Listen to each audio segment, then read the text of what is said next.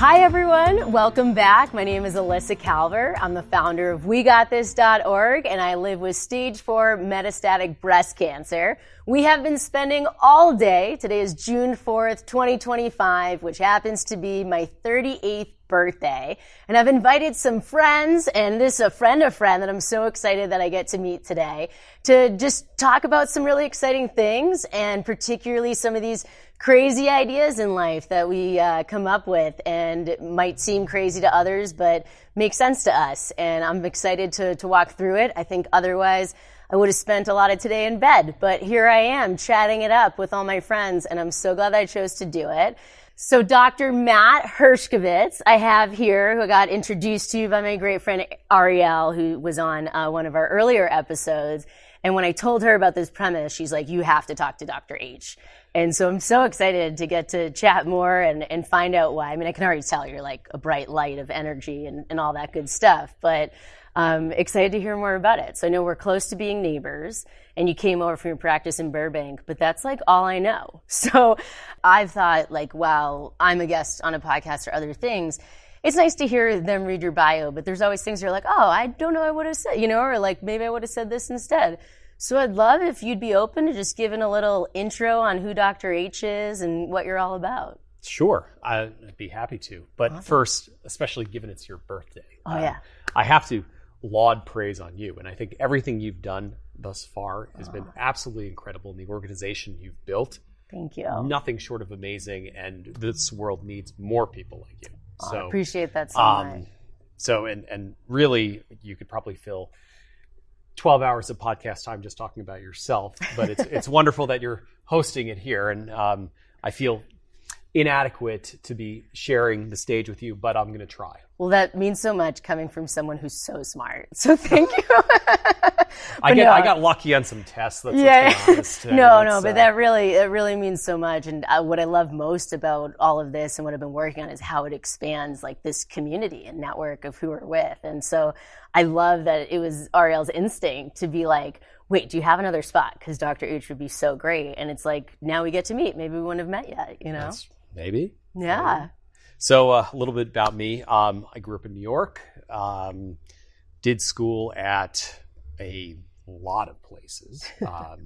I started at MIT in Cambridge and then finished up with my fellowship at Stanford. And now I'm a double board certified otolaryngologist practicing here in Burbank, California. And, I guess I had the privilege of listening to some of your previous guests here. And I think one of the things we should definitely talk about is improvement and disruption in the healthcare industry. I love that. I kind of want to get right into it because, to be honest, like I lived my life and everything I've done, nothing's been that radical. Everything's been very measured, strategic, planned, conservative, mitigating risk.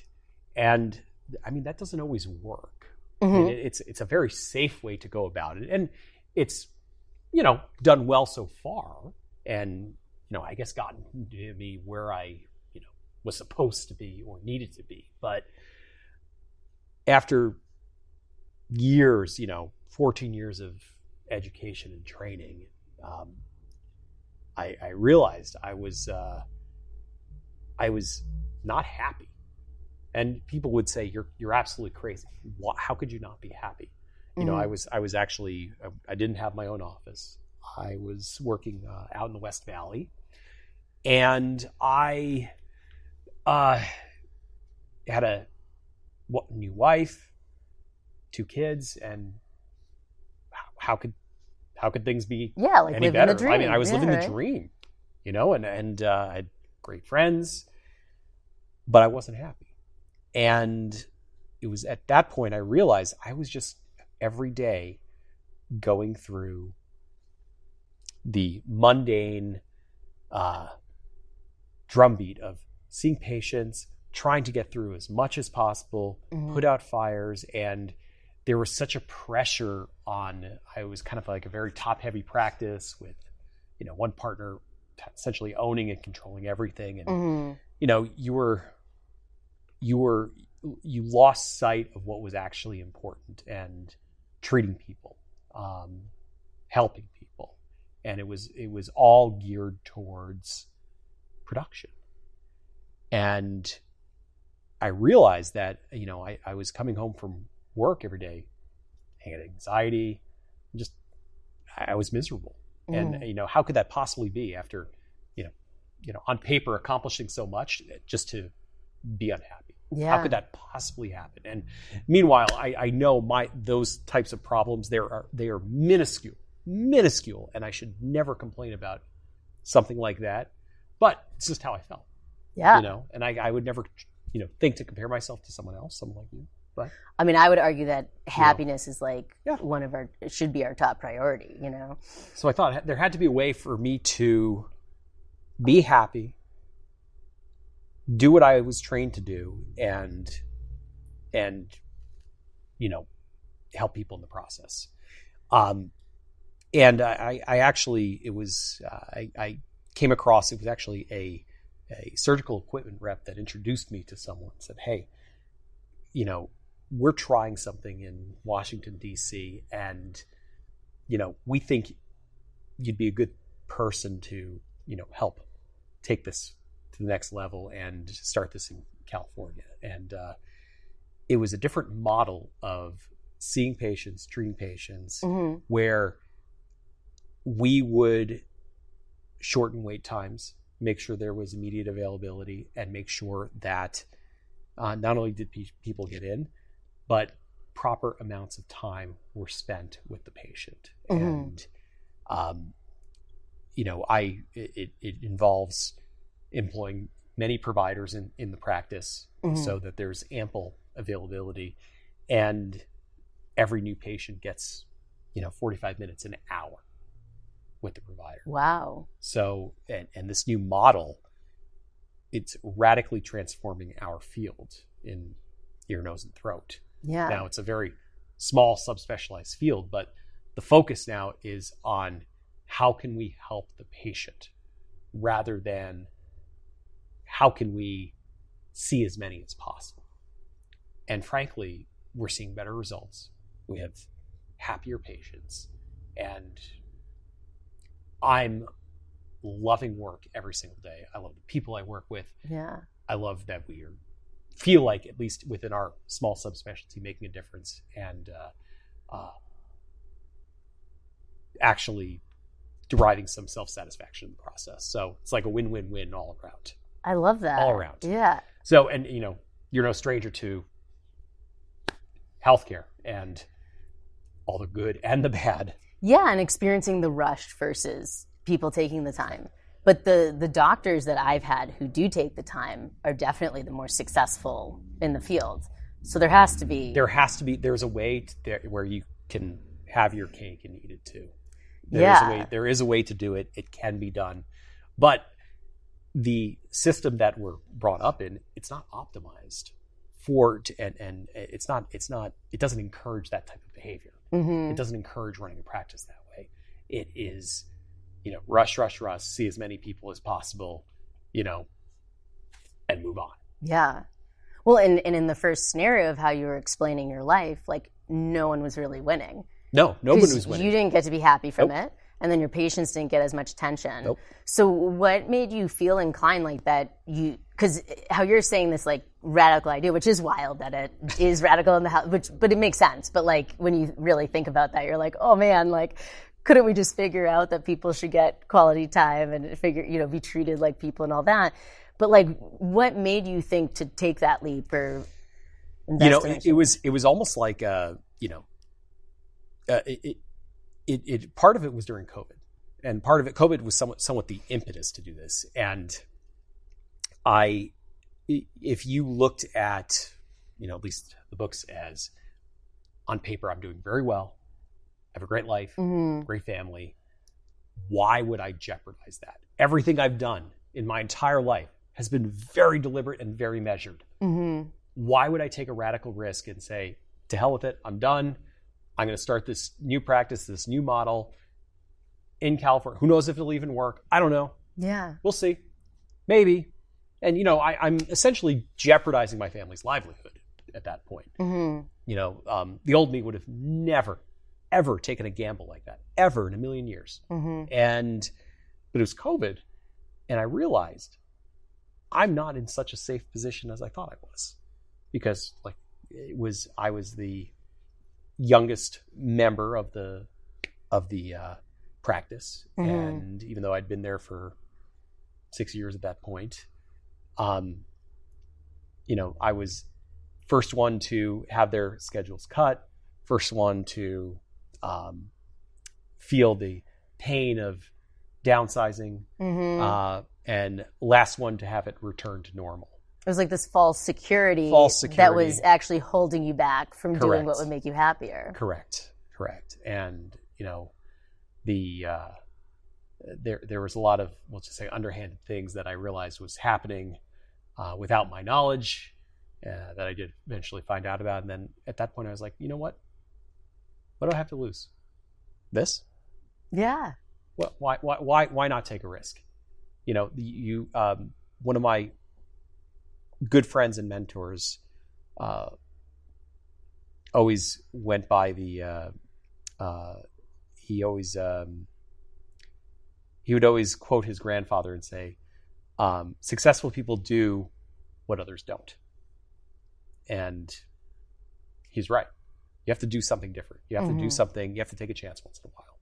And that's what I did with my practice now. It's called SoCal Breathe Free. I have to give it a little plug, of course. Please. Yes. And we like to think we do things differently. We do things better. And we like to think we also have excellent outcomes. And at the very least, similar outcomes, but a better patient experience. I love that. So how many people are in the practice? What's kind of like the format of it? Well, so we have, I have myself, and I have 3 just absolutely wonderful, phenomenal PAs who work with me very closely. And we have an operations or office manager. Yeah. And I have another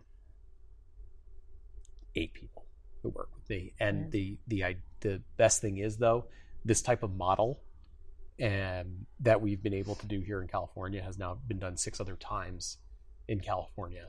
Wow. And 33 other times across the country. So I'm very grateful. So there's a national organization that helps, that we're all partnering together, and they are able to, it's like kind of an economy of scale, that we have advertising, billing, HR, all that stuff centralized now. Love that. So I spend 0 time doing any managerial stuff, because look, I didn't go to school to do all that. No, that's using like such precious time of where you can be helping people with what you're best at. Exactly. Why spend a single minute doing something that A, someone else is better at, B, is taken away from where I could spend an extra minute with a patient? So I think that's something, I think about that a lot with like all sorts of things, because I sometimes end up in this rabbit hole of maybe doing too much or something in this direction. And sometimes it's hard to find people that you trust to like take over certain sections of things. And when you find that, it's like, imagine how many people wouldn't be able to be helped because you're like having to run payroll or something so mundane that does not make sense. Yeah. And I think that, across careers and just what people are doing, like if we really, I think one of the hardest parts is identifying where, like, your skill set is very specific. But in a lot of ways, it's like, what's that thing that we should be spending all of our time on? There's things that I work on now, like since starting the nonprofit and being diagnosed with cancer. My normal career was in mainly financial services. Worked for ADP for many years and was a financial advisor in like corporate retirement plans. So all the HR stuff and all that was in my realm. Not doing it, but selling it and those things. And I think like now, like there's aspects that I like love that I never actually did in my normal career. And they make me so happy. And I'm like, man, I wonder like if that would have been something that like I would have loved my job so much more if I focused on this or that. And I think that's when you love what you're doing, you're going to help more people. It's just absolutely a natural thing. Absolutely. And now we have a national organization, National Breathe Free, that oversees all of this. And it's, wow. I guess one of the things I've really enjoyed doing is recruitment. And because I'm like, well, other doctors need to see the light here. Yeah. And see that there is a better way forward. And you don't have to get caught up in the rat race of, working for a big corporation or a big practice. And, you can do this on your own. And there is a way to help people be successful and leave work happy. I love that. It can be done. It can be done. It can be Proof. done. Right. It can be done. Yeah. So don't stop where you're at if you don't feel like you're there. It's not necessarily easy, but it can be done. Yes. And you exude that. Like, you can tell you love what you do and you're so happy about it. When I think of ENTs, I think of like my singing friends and things like that. Being in LA, does that become pretty interesting? Oh yeah. I mean, we have a lot of people in the entertainment industry who come through our doors, and musicians, a significant number of musicians. And it's, I would say the musicians, when it comes to vocal stuff, they tend to be some of the most challenging patients, especially when, we'll just say proper vocal technique and proper voice hygiene are not being rigorously followed, and it's doing damage to the vocal cords. Got it. And trying to undo some of that can be difficult. I would imagine. Especially when they want to keep singing like they have been. Yeah. So that's, I would say, probably one of the more challenging aspects of it. Now, one of my pet peeves is the musicians who do not wear ear protection. And I'm seeing, 20-something year olds, 30-year-olds with permanent hearing loss and damage. Yeah. My husband's a drummer. And so he very much, like even when we go to concerts or other things, like he's been conditioned in that way. And I can only imagine what that can turn into. You're screwing yourself for the future by not wearing ear protection. Yeah. What I'll commonly say to patients is loud noise exposure is like smoking for the ears. So once isn't really going to do anything, but if you do it repeatedly, you're really increasing the risk of long-term damage. Yeah. So like, I feel like a lot more innovation in earplugs have been happening, I guess, for the everyday person. Like, it's always been there, right, for like musicians and professionals, but like loop earplugs and things like that, like are those things that you recommend or ones that you like best? Yeah, I mean, it depends as to what, how often you're using it, I recommend all musicians have professional molded inserts. I mean, they absolutely have to. Yeah. And now for we'll just say the casual concert goer or someone who really likes metal. Okay. A gentle foam in-ear plug just to, dampen the noise. That's all you need. Okay. That's all you need. Just a disposable foam plug. Okay, cool. And, you'll still appreciate the music. You'll still appreciate how loud it is. It just won't be damaging. There you go. Yeah.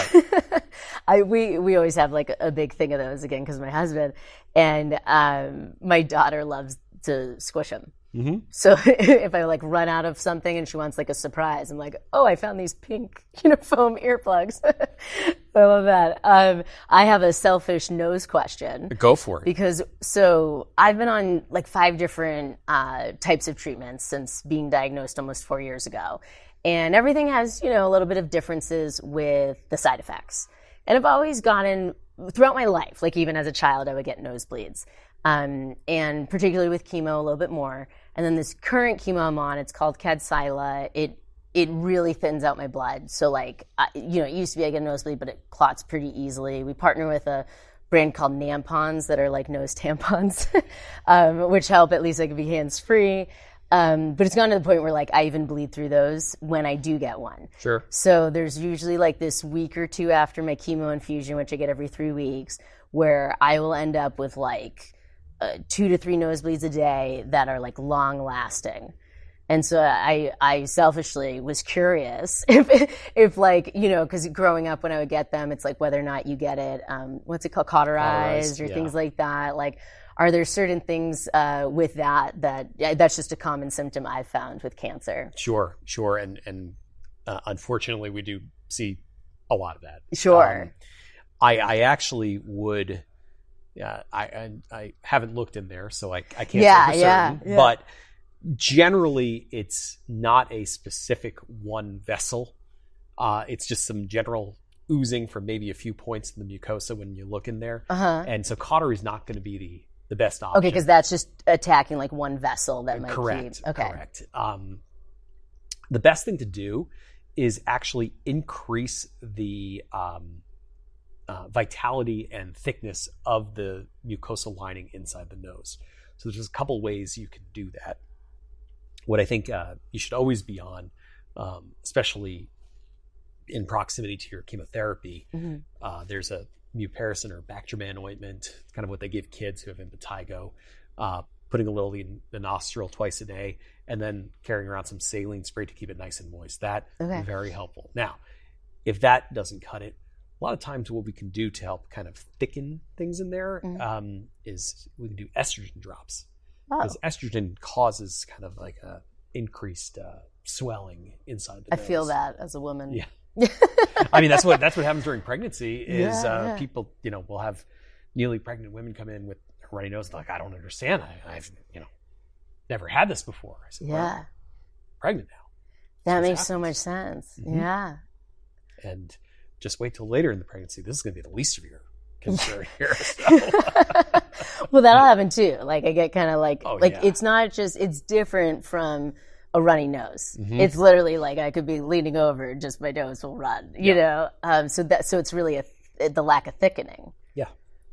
There we go. So, I mean, you need to, you know, I mean, it's a lot of it's the blood thinning too, but you know, once you have to just can't do anything about that. So we have to mitigate it in other ways. Well, that's super helpful. Thank you. There you go. See? And for anyone listening who gets nosebleeds, that's one that it's funny because there's certain side effects that like you'll say like, oh, nausea, and then people will be like, oh, I understand, like I had that when I was pregnant, or like, oh yeah, I get headaches too, or you know. And I think of it because I did always grow up with nosebleeds, and so I do very much understand the difference, like of getting a random nosebleed versus like I'm afraid to blow my nose a lot of the time, depending on what I'm on. So it's good to have those solutions. So, man, anyone who needs ear, nose, and throat, or just like, I mean, it's inspiring to hear proof of like, you went from doing something that you were very much trained to do and doing great at and made a lot of sense. And most people would be like, don't fix what's not broken, right? Like, and, you know, just kind of force yourself to think that that's the norm and that's like where your baseline happiness is. Right. And then just like blow that all up and do something that like clearly fills your cup so much more. You have to. I mean, you have to take risks once in a while. Yeah. And if you don't, you're going to spend the rest of the time regretting it. So I'm glad for once in my life I actually did take a risk. Yeah. I did take a chance on something. So definitely it's a lot better now. Yeah. But so any if there are any ear, nose, and throat doctors listening that want a new way forward, we can help. I love it. So you can help everyone. You can help the doctors, the patients who need it. I love that so much. Yeah, it's great. It's great. And frankly, I hope other fields take notice just because, you know, this is, I think, how healthcare should be. 100%. You know, there's no reason it has to be such a terrible, terrible endeavor to navigate the healthcare system. Well, as you were explaining it, I was thinking that, like, man, I wish that was the case for my primary care. And I wish that was the case, you know, for so many other things that might, you know, we face or more specialized in. And just in general, it really, I'm so glad that you chose to focus on that and see the value in it, and you proved it, and have multiplied it to show that it's a method that works. There is a way in primary care. Unfortunately, it's just more expensive. It's a shame that, and I speak of this as a beneficiary of it, but it's a shame that it's a the reimbursement schedules are reward doing a procedure more than or doing a test or a lab or something much more than just seeing a patient. Yeah. And so primary cares end up just having to see an enormous number of patients to make ends meet, or they go concierge. Yeah. And that's the trade-off. It's tough because, some of the most brilliant doctors I know are concierge, and, I totally understand it. But from a patient perspective, it's obviously hard because we're already paying so much for health insurance and all these other things. But it really does make a huge difference. I also think, so much in my world of experiencing through cancer, and I'm more aware of recommendations and things. So it was a big thing as of a couple years ago, and it's brought up a lot in October for Breast Cancer Awareness Month. There was something that came out about, not encouraging as much self-breast exams because of the need for more intervention. And so obviously myself and the breast cancer community are very disappointed and upset by that, because the reason for the more intervention, of course, then you're having to do more mammograms and those things. But like me being diagnosed stage 4 at 34, those are things that like my doctor, her primary field of research are liquid biopsies, which imagine when, already I can't replace scans with it, but like it's so in line, it's wild. Mm-hmm. And like imagine when someday we can diagnose cancer just through a blood test, for most things. But like we'll never get there if we don't let people, make sure that we're like getting tested and thinking about these things earlier on, not being afraid of like what happens if we have it. And then obviously that does get more expensive, but it's like, where do we balance this value on life? Exactly. And it's disheartening even still sometimes. I'll have a patient with a problem and, unfortunately it would require some sort of surgical intervention to fix it. And something where success rate is very high, very, very high. But, they're hesitant just because they haven't met their deductible. Yeah. And they don't want to be saddled with that expense. And I get it. Like, I get it. That is not a fun decision. It's like, okay, well, can I, struggling enough? Do I pay rent or do I get this tumor taken out? Like what impossible choices. I'm like, and I have to have tough conversations there. They'll ask like, listen, I get it. I need to have this out. But what if I let it slide for a while? What's going to happen? Yeah. And it's not something I really want to answer, but I, have to. And I try to be very honest. I said, look, a little thyroid tumor, it's very, very treatable. Even when it spreads, it's still pretty treatable, but it's a lot harder.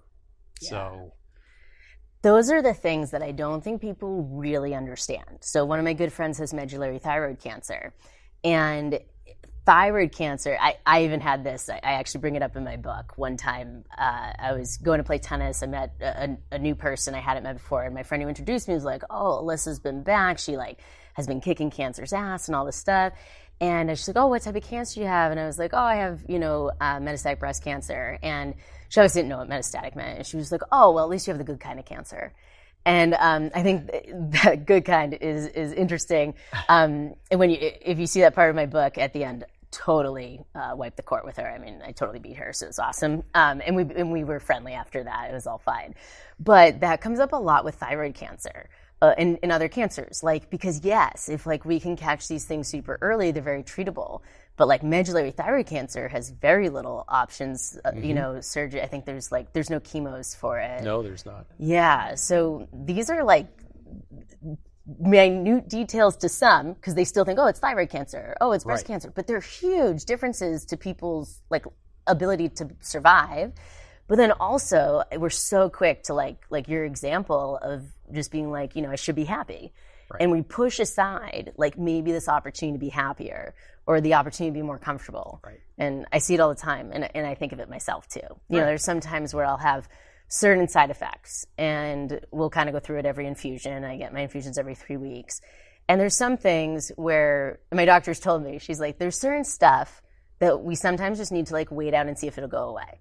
And there's certain times where there's treatments where like, she's like, I'll let you know if you have to stay on it. Like if we're like, towards the end of options or we want to stretch this out, she's like, I'll let you know. But like for the most part, you don't need to suffer through anything. I actually had a couple brain tumors a couple years ago. And from that, I ended up doing some radiation in my brain, which worked well, and then went into a clinical trial for Enhertu and tucatinib infusion and oral chemo, or you probably know more about it, but like conjugate therapy. Sure. And it worked so well. Like in the first couple months, the tumors were down like 80%, and it was wild. And so I stayed on that, and it was amazing. But I write about that and I talk about it a lot because my quality of life diminished to almost nothing. I mean, for like 2 weeks, every 3 weeks, I couldn't get out of bed without throwing up. I like couldn't take my daughter to school. And I started feeling like, do I want to actually survive cancer? Like, is this how I want to live? And I was so hesitant to speak up because we're kind of conditioned to be like grateful to be alive when you're in that scenario of like stage 4 or other things.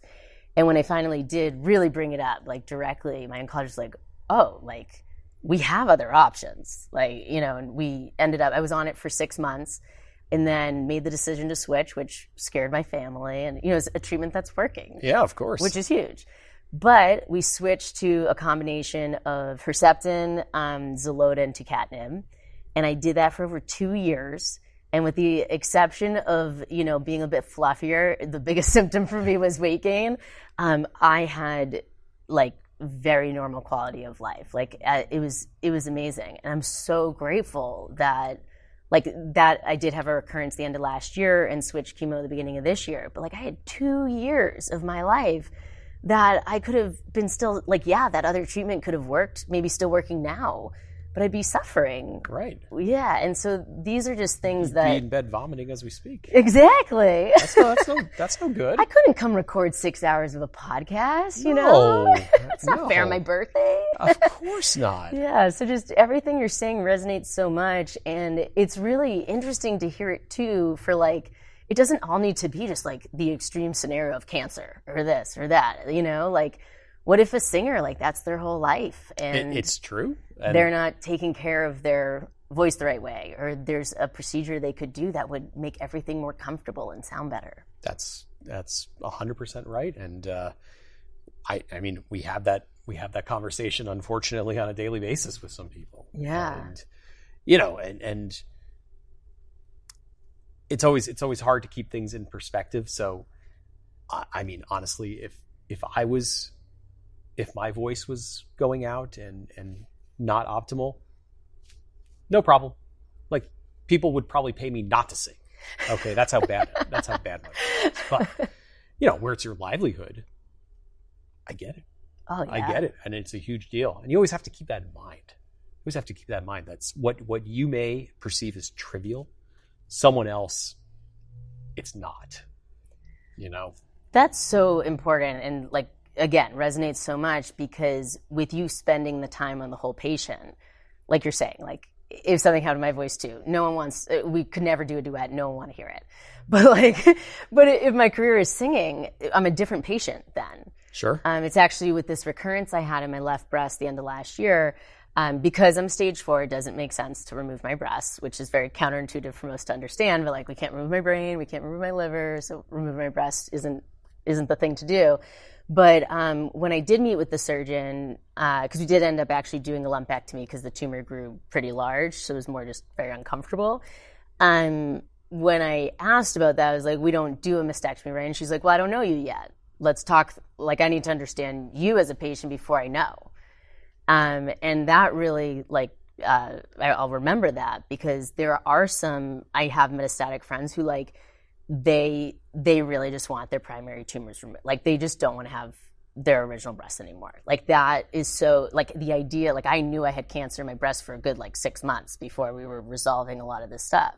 And she's like, if you can't sleep at night, if you're like just having so much anxiety that that's ruining your quality of life, then we might need to take more risk to do a more invasive surgery. But she's like, other than that, no, it's not the right protocol to do. And so it's like, if they don't listen to you, and then the opposite, my original oncologist that I wasn't as much a fan of, I initially was like, let's do the most aggressive. Whatever you have to do, remove my breast, like aggressive chemo. And she just kind of like started listening. And so I was into aggressive chemo initially. And then once I got a second opinion, they were like, yeah, you don't need carboplatin. That's way too much for metastatic, or these things. And so it's really balancing, like hearing the patient, but also being knowledgeable enough, like you are, to advise them in the right way when someone asks to maybe not remove a tumor in their thyroid. It's hard because you have to find out what their goals are, yeah, what their concerns are about any treatment option. But like just like the one who, even though it was papillary thyroid cancer, the good kind, the good kind, and there's that. Yeah, I mean, listen, if I had to pick, that's the one I'm picking. Sure, but, sure. I still had to advise him, hey, we should still take your thyroid out. Yeah. Like we could fix this right now. Yeah. So I get it. Absolutely, I get it. I understand like life is hard, there's struggles and I empathize there, but yeah. I wouldn't be doing my due diligence if I or advising you properly if I said, yeah, just leave it. Yeah, it'll be fine. It's probably fine. Exactly. Even though it's the good kind. It's the good kind. Yeah. I mean, at the end of the day, like, the patient's the patient, right? And they're the ones paying for it and all those things. But knowing that you have a care team that you can trust and that like what they're saying is knowledge that you value versus like always feeling like you have to get, another second opinion or input, I think is life changing. Took me a while to get to that point with my oncology team, but like it saves a lot of time on my life, Sure. Knowing that like when people come to you, they're not having to like second guess things. It's like, this is my place where I get all the answers for what I need here. Sure. It's always, with, we'll say skeptical patients, and they're like, well, I want to do some research. I said, okay, go Google. Yeah. Yeah, right. Google. I'm like, whenever they say that, I said, okay, yes, do your research. However, not all online sources are created equal, and I would encourage you then to seek out a second opinion. Yeah. Here's some good people, some reputable people. Go talk to them. Well, your patients just sound so lucky to have you, and that you took that big leap to make the change that now all of them have access to, not only here but nationwide, from what you've been doing and growing. Yeah, so. We're trying, and it's just it's working. It seems to be a good model, and people like it. I love it. Well, quickly, like what does Dr. H do in his free time? Like outside of ear, nose, and throat? Like, I mean, I would say most time outside of work is consumed with the kids. Yeah. Lots of kid sports. How old are your kids? I have a 7-year-old girl, and then a 5-year-old and a 3-year-old boy. Oh, right. My daughter's 5. It's right in the middle there. Yeah. Oh, yes. You got your hands full. Oh, yeah. Life's fun. I mean, I like to travel. Yeah. Travel's fun. Do you travel with the kids or more of an adult? Oh, yeah. Oh, yeah. We just started kind of recently doing some adult-only travel. I think that's important. Oh, it's the best. Yeah. It is so great. And frankly, I wish we did that more often. Yeah. And don't get me wrong, love my kids. Totally, yeah. But it's a trip, not a vacation. Exactly. It's a much different thing. We actually did that recently just for the weekend. It was my friend's wedding actually in New York. And, we always think like, our daughter loves us and like wants to be with us all the time, but we're always like, oh, we don't want to leave her and all this stuff. But she like, it was a party for her. She was like, I get to introduce, my babysitter to my teacher, like when she takes me to school, and she loved it. And so we're like, we're feeling bad and stuff, but like she had her own vacation, from us. Oh yeah. Yeah. When we're not there, the rules forget it. I Totally. mean, the kid. I'm realizing the kids really run the show, and yeah, they missed us, but at the same time, they enjoyed doing things without us. Totally. Yeah. So, Which I can take. I can handle as long as I get a vacation out of it. I'm fine. We spent we had a 2-night trip planned to Cabo. It ended up being 3 nights because our flight got canceled. Oh, jeez. Which terrible, but Yeah. it was just the 2 of us, and it was great. Oh, it was nice. great. And if my kids eventually listen to this, we love you guys, but at the same time, we also love traveling without you. But hey, how great! Like for my parents, I love them both. They're both remarried and all that. They're divorced now. But like, how great that for our kids that their parents really love going on vacation together and being together. I think that's a really positive thing. Really I think our kids should be excited about that. Yeah, that's a good thing. And they should strive for that. Totally. And we take them good places too. They come with us, but at the same time, it's exhausting. Oh, it's a lot. Yeah. Well, where can everyone find you? My Instagram's private, but my practice is SoCal Breathe on Instagram, and I think TikTok too. Okay. I don't have TikTok, but they do. Yeah, so, I hear you. The younger people in my office. Yeah. That stuff. So SoCal Breathe Free. That's what people can look up if you need anything ear, nose, and throat. Dr. H is your guy.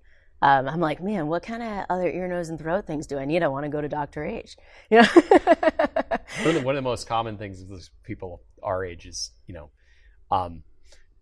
have tonsil problems and need a tonsillectomy. At our age, is that common? It's not that common, but it does happen. I try to convince people not to have a tonsillectomy because it's horrifically painful. I mean, sometimes you need it, but it's like it's no joke. Oh wow, yeah, no joke. I mean, it's probably the worst 2 weeks you'll ever have. Wow, like is it worse as you're older, or like that's what our kids experience way too? Way worse as okay. Older. If you can get it done as a kid. After that, just suck it up. Okay. Mm-hmm. That scares me. I really hope that's never a thing. No, it should. It's a horrible thing. Yeah. Like, I don't think people realize they see a kid go through it. They're fine in a week. Oh, yeah, like kids do it. It's probably fine. Not the same thing. Not the same thing. Adults, miserable. That's kind of like hand, foot, mouth, right? Isn't that like way worse for adults than it is for kids or something? Oh, yeah. Yeah. Oh, yeah. And that's something, whenever I get the email and that's going around the class, I'm like, oh, great. I'm like, well, this spray them down before they come out. Yeah, exactly. I know, and of all the germs they bring home, it's wild. This was so fun. I'm so glad this was how we got to know each other. I hope that we get to hang much more. Absolutely. Hopefully tonight we can have some smash burgers together. We have some mutual. I think I was doing some research. Oh yeah. Your CPA for your organization, Mr. Weiss. You know Jason? Of course, Jason. His daughter Miriam and my son Asher were like BFFs, like in preschool. I love that. Oh man, and I owe Jason a call back. He always is so good about calling me first thing on my birthday. He's just been such an amazing friend and support system. Him and his wife Amanda and the girls. When they always his daughter's always called my daughter Ellie Baby Ellie, and they still do. She's turning 5, but like they still call her Baby Ellie, and I love it. Wonderful. Oh, that's great. Well, amazing. Thank you for being a part of this special day. I'll give a little closeout, I guess. I don't know when we'll plug it in or not, but I got to spend, since 10 a.m. We're at like almost 4 p.m. today for my 38th birthday, June 4th. Just chatting it up. And like, this was so much fun. I highly recommend it if you like talking as much as me. But I feel like I got to learn so much about people I care about, people I now care about that I didn't even know. And it's so amazing that finding like the degrees of separation happen all the time. And I feel like if we don't do some of these crazy ideas and all this stuff, we won't know where it all connects. So thanks for connecting it with me. The pleasure is all mine. It's a privilege to be here. Thank you so much. Well, everyone hugs it out. So let's go. I love it. Thank you so much. You're so welcome. Awesome. Well, now we'll go celebrate with ice cream and other fun birthday, like stereotypical things. Yeah, I mean, that's twist my arm on that one. I guess other people do. Not everyone, I guess, does this, but we had fun. Awesome. Definitely. Well, thank you. And make sure, I would love to have you have a copy of the book I would as love well. this. Thank you. Yeah, of course. It'll be done by this weekend for sure. Amazing. Thank you guys. Let me know what you think. Not that anything can really be changed at this point. All right. Well, thank everyone so much. Thank you, Drew and Charlie and team and everyone for making this all possible. At the end of the day, my saying is cancer sucks, but together we got this. And I think we kind of went through a lot of things in life that can suck or not suck, and it might sound crazy, and we don't really care. We're going to talk about it anyway and make the most. So thank you guys.